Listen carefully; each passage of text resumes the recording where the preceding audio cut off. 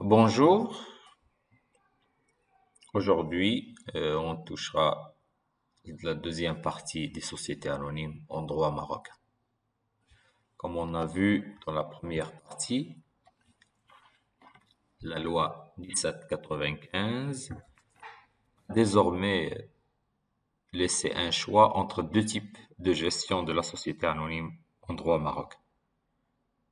On en a parlé dans la première partie d'un mode traditionnel ou bien moniste, à l'instar de celui prévu par le Daher de 1922, avec un conseil d'administration et son président, et éventuellement un directeur général. Aujourd'hui, on visera le nouveau type, autrement appelé dualiste, avec un directoire et un conseil de surveillance, repris sur la législation française qui est elle-même inspirée du droit allemand. Introduisons ce nouveau type de gestion. Le législateur français avait pour but de faire introduire dans le directoire, qui est contrairement au conseil d'administration ouvert aux non-actionnaires, les salariés de l'entreprise et plus particulièrement les hauts cadres. Comme j'ai dit auparavant, les sociétés anonymes ont le libre choix entre ces deux modes de gestion, soit pour celles qui se créent, soit pour celles qui existent déjà. La société peut même adopter l'un d'eux lors de sa constitution et décider de le changer par l'autre au cours de la vie sociale, par une assemblée générale extraordinaire en modifiant les statuts. Nous avons envisagé auparavant le système classique, ou bien le mode classique. Aujourd'hui, on verra le type moderne. On examinera tout d'abord le directoire et ensuite le conseil de surveillance. On verra dans le directoire quelles sont les conditions, les cessations des fonctions et les pouvoirs du directoire. Deuxième paragraphe, on attaquera les conditions et les pouvoirs du conseil de surveillance. Alors tout d'abord, quelles sont les conditions du directoire? Alors le directoire ne peut comprendre plus de 5 membres appelés directeurs et 7 si les actions de la société sont cotées à la bourse. Mais lorsque le capital ne dépasse pas 1 500 000 dirhams, les fonctions du directoire peuvent être exercées par un directeur unique. Alors, ces directeurs, ils sont nommés par le conseil de surveillance pour une durée de 4 ans, à défaut des dispositions statutaires. Toutefois, quand les statuts déterminent la durée du mandat des directeurs, cette durée ne peut être inférieure à 2 ans, ni dépasser 6 ans. Aussi, ces directeurs, ils sont rééligibles. Ce sont obligatoirement des personnes physiques, sous peine de nullité de leur nomination bien sûr, qui, à la différence des administrateurs, ils peuvent être choisis en dehors des actionnaires. Ils peuvent donc être choisis parmi les salariés de la société. Et c'est d'ailleurs l'essence même de ce mode d'administration. Afin d'assurer l'indépendance du directoire par rapport au conseil de surveillance, une règle est posée par la loi sur les sociétés anonymes, qui est le non-cumul de fonctions dans les deux organes. L'article 86 interdit formellement, en effet, aux membres de ce dernier de siéger au directoire. Et s'il arrive qu'un membre du conseil de surveillance soit désigné au directoire, sa nomination ne serait pas nulle, mais il serait simplement et automatiquement mis fin à son mandat au sein du conseil de surveillance dès son entrée en fonction. Lorsqu'une personne morale, membre du conseil de surveillance, est présentée par une personne physique, il est interdit aussi à cette dernière de faire partie du directoire. Il faut savoir aussi que c'est l'acte de nomination établi par le conseil de surveillance qui fixe le montant et le mode de rémunération de chacun des membres du directoire.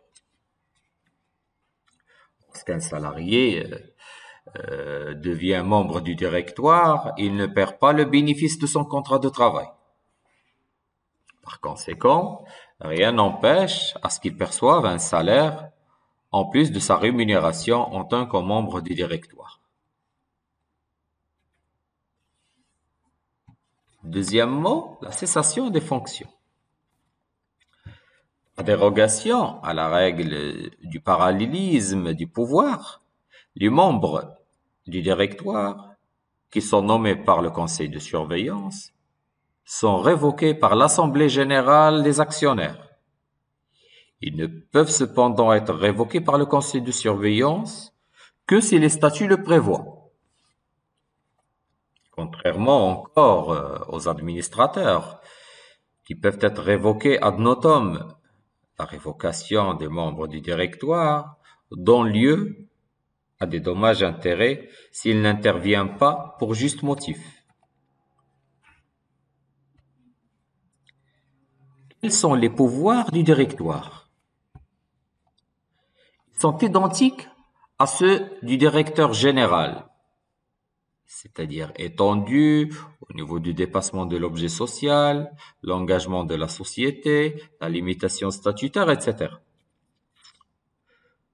Le collège, c'est-à-dire le directoire, est cependant responsable des décisions prises par chacun de ses membres. Il existe toutefois une limite supplémentaire à leur pouvoir. En effet, une autorisation du conseil de surveillance est nécessaire, surtout pour les actes les plus importants. Ce sont par exemple les cautions, les avals, la constitution des sûretés, en ce qui concerne aussi la cession d'immeubles par nature, la cession de participation, etc. Mais le dépassement des limites statutaires nécessite l'agrément de l'Assemblée générale. Si le conseil de surveillance refuse de donner son autorisation, le directoire peut saisir l'Assemblée générale pour trancher. Les délibérations du directoire sont réglées par les statuts, c'est-à-dire tout ce qui concerne la fréquence des réunions, le quorum, la majorité, etc. La société est représentée par un président du directoire, nommé et révoqué en tant que tel par le conseil de surveillance. Ailleurs, comme le directoire exerce ses fonctions sous le contrôle du conseil de surveillance, il doit, à l'intention de ce dernier, établir un rapport trimestriel sur la gestion sociale et aussi lui présenter annuellement ainsi qu'à l'Assemblée générale annuelle un certain nombre de documents visés par l'article 141 et surtout l'inventaire et l'état de synthèse et présente un rapport aux actionnaires lors de l'Assemblée générale ordinaire annuelle. La deuxième paragraphe concerne le conseil de surveillance. Tout d'abord, on verra les conditions. C'est les mêmes règles qui gouvernent plutôt le conseil d'administration et le conseil de surveillance en ce qui concerne la capacité, la rémunération, le nombre minimal et maximal de conseillers, les conditions de nomination, la durée de leur mandat, la tenue de réunion. En bref, on va en revenir sur les conditions du conseil d'administration qui sont identiques à celles du conseil de surveillance. Or, pour les membres du conseil de surveillance, ils doivent posséder les capacités civiles sans avoir la qualité de commerçant. Néanmoins, comme pour le gérant, d'autres conditions sont à respecter. Ce sont des personnes physiques ou morales qui, dans ce cas, doivent se faire présenter par un représentant permanent. Il n'est pas obligé que les membres du conseil soient de nationalité marocaine.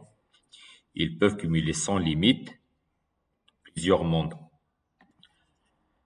Leur rémunération consiste d'une somme allouée annuellement se forme de ce qu'on appelle les jetons de présence. Comme les administrateurs, les membres du conseil de surveillance peuvent être révoqués à tout moment par une assemblée générale ordinaire. Ils ont aussi le droit de démissionner dans les mêmes conditions. Les membres du conseil de surveillance peuvent être des personnes morales, comme j'ai dit, à condition d'être représentés par une personne physique. À noter aussi que le président et le vice-président du conseil de surveillance doivent être obligatoirement des personnes physiques. On va voir les pouvoirs du conseil de surveillance.